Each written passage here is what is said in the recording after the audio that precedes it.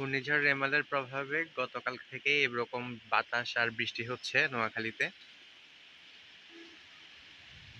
দেখুন কি প্রচন্ড গতিতে বাতাস হচ্ছে।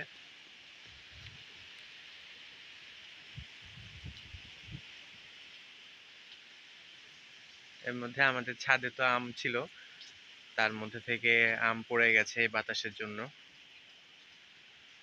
আর অন্যান্য গাছপালারও অবস্থা বেশি ভালো না, পড়ে গিয়েছিল টবগুলো, আবার এগুলোকে উঠানো হয়েছে।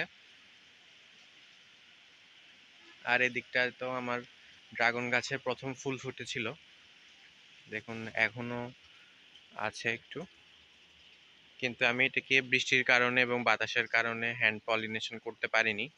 তো মনে হচ্ছে না এই ফলটা হবে, বৃষ্টির কারণে হয়তো ফলটা নষ্ট হয়ে যাবে। তারপর প্রকৃতির উপর কারো হাত নেই, কিছু করার নেই।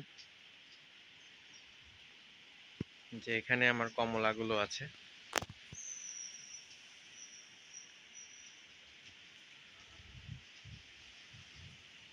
সকালে উঠে অনেক কষ্ট করে হাঁস মুরগিগুলোকে খাবার দিয়ে এসেছি এই বৃষ্টির মধ্যে। এখনো পড়ছে বৃষ্টি গুড়ি গুড়ি,